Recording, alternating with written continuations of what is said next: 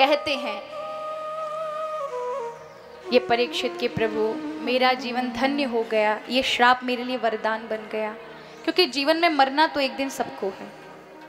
आज अगर आप मुझे कह देंगे कि मैं तुम्हें जीवन देता हूं, तो कुछ वर्षों बाद मरूंगा, कुछ नहीं तो हजारों वर्षों बाद मरूंगा। मरना तो एक दिन निश्चित है, पर यह निश्चित नहीं है कि उस दिन हरि याद आएंगे, ये निश्चित नहीं है कि उस दिन हाथ हरि पकड़ेंगे। कबीरदास जी का एक बड़ा विश्व प्रसिद्ध दोहा है, जब आए इस जगत में जग हंसे हम रोए, कुछ ऐसी करनी कर चलो हम हंसे जग रोए।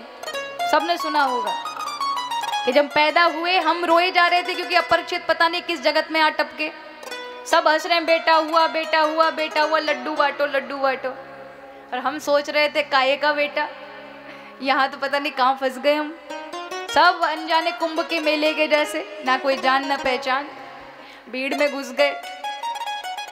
लेकिन कुछ ऐसा करके चलो सब रोते रह जाएं हमारे लिए, हम हंसते हंसते जाएं। तो ये कोई आसान है? दिल पर हाथ रख के बताओ, क्या आप ये सचमुच हंसते हंसते चले जाओगे? इतना आसान नहीं महाराज। रोते रोते इतना रोते हैं, ये जगत जब छूटता है ना तो साधारण नहीं है। ये जगत जब छूटता है, किसी को पता चल जाए कल उसकी मृत्यु है, उसके मन से पूछें क्या व्यथा हो रही होगी, ये मिल जाए ये मिल जाए, ये बेटा आ जाए, ये मेरा मित्र सामने उपस्थित हो जाए, रोएंगे। सब छूट रहा है, मेरे बाद क्या होगा, मेरे बच्चों का क्या होगा, मेरी पत्नी का क्या होगा, इन सब चीजों का क्या होगा, मेरे बाद कौन संभालेगा। रोते हैं, बहुत रोते हैं। कहा जाता है मृत्यु के समय ऐसा दुख होता है, ये ऋषियों ने अनुभव करके बताया कि 10,000 भिक्षु एक साथ डंक मारे, उससे भी 4 गुना भयानक दुख होता है मृत्यु का, कि व्यक्ति को बहुत कष्ट होता है, उसमें छोड़ा नहीं जाता संसार, बल्कि लोग भी रोते, वो भी रोता है, छूट रहा है छूट रहा है छूट रहा है। हंस कौन सकता है? जिसको संसार से ज्यादा दिख रहा हो। हंसेगा कौन? जिसको यहाँ भी छूटना पड़, यहाँ ज्यादा भरा हुआ दिख रहा है लेकिन वहां पर लोग में खाली ही दिख रहा है, ऐसा नहीं है। जब मृत्यु होती है तब अनंत जन्मों के प्रारब्ध दिखाई देते हैं, ये परिणाम है तुम्हारा, कुछ नहीं इकट्ठा किया तुमने जीवन से, यहाँ के लिए कुछ नहीं जोड़ा है, इसलिए ये खाली है। और जब वहां से केवल कुछ नहीं दिखेगा, शून्यता यहाँ दिखेगी और वहां भरा भरा दिखेगा, तो छोड़ने में दुख होगा और यहाँ अब बसना पड़ेगा, इसलिए दुखी है। लेकिन यहाँ कम भरा है लेकिन वहां अपार भरा हुआ दिख रहा है, तो छोड़ते छोड़ते हंसते हंसते छोड़ जाओगे महाराज। छोड़ना नहीं पड़ेगा, छूट जाएगा, सब रोते रह जाएंगे, लेकिन नारायण का हाथ दिखेगा ना, हरि दिखेंगे, तो जगत उनके सामने तुच्छ है। आप तो दौड़कर प्रभु का हाथ पकड़ लेंगे और खुशी खुशी संसार को छोड़ देंगे।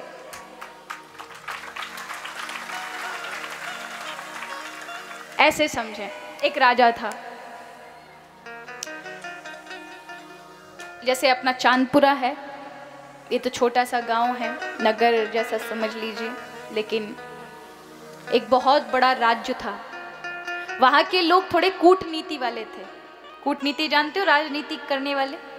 तो वो कहते थे राजा उसी को बनाएंगे जिसको फंसाएंगे।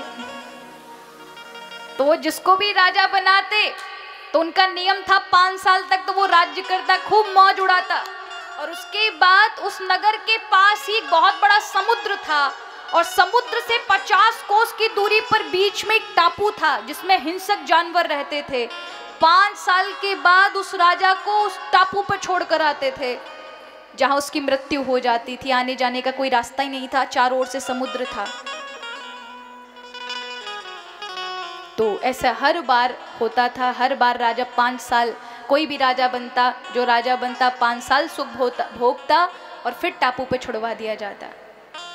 तो एक बार उस नगर में संत आ गए, कीर्तन करने लगे, तो लोगों को अच्छा नहीं लगा। उन्होंने कहा ये ज़्यादा भगवान का प्रचार प्रसार करे, इसी को राजा बनाओ, फिर टापू पे छोड़ के आएंगे। तो लोगों ने जबरदस्ती, वो बनना नहीं चाह रहे थे, लेकिन जबरदस्ती, नहीं महाराज आप तो हमारा कल्याण करो, हम प्रजा के ऊपर कृपा करो, बना दिए हमारा राजा। अब राजा बने तो जो और राजाओं ने गलती की वो संत ने नहीं की थी। और राजाओं ने गलती ये की कि उन्होंने 5 वर्ष सारे सुख अपने लिए भोगे, अपनी मौज मस्ती की। लेकिन संत जी ने मौज मस्ती पे ध्यान नहीं दिया, याद था रहना तो उसी टापू पे ही है, इसलिए ध्यान कहाँ दिया गया? पूरे 5 साल उस टापू पे ही ध्यान दिया गया। पुल बनवा दिए गए, लोग पहुंचा दिए गए, खेती बाड़ी आदि करवा दी गई, लोगों के रहने के लिए स्थान बनवा दिए गए, मंदिर यज्ञ आदि यज्ञशालाएं बनवा दी गई, कुछ लोगों की टुकड़ियां वहां पहुंचा दी। जो ही 5 साल व्यतीत हुए, लोग तो महाराज सोच के जा रहे थे भई अब तो टापू में महाराज ने बड़े आनंद लिया, अब देखेंगे वहां टापू में अब इनका कोई पता नहीं होगा, हिंसक जीव जंतु इनकी बोटियां नोच लेंगे। लेकिन जब लेके गए समुद्र किनारे तो देखा बहुत बड़ा पुल था, वहां विशालता में बहुत सारी चीजें दिखाई पड़ रही थी, इमारतें दिखाई पड़ रही थी। संत जी ने कहा राधे राधे यहीं छोड़ दो, हम तो चले जाएंगे। और खुशी खुशी पुल से होते हुए सदा के रहने वाले नगर में पहुंच गए, जिसका कोई समय अवधि नहीं था कि यहाँ तो 5 वर्ष का ही सुख था, वहां पूरे जीवन भर सुख है। तो अब इससे समझें, जो ये जीवन है ना 5 वर्ष के जैसे ही समझिए, एक समय अवधि है 100 वर्ष, 80 वर्ष, 60 वर्ष।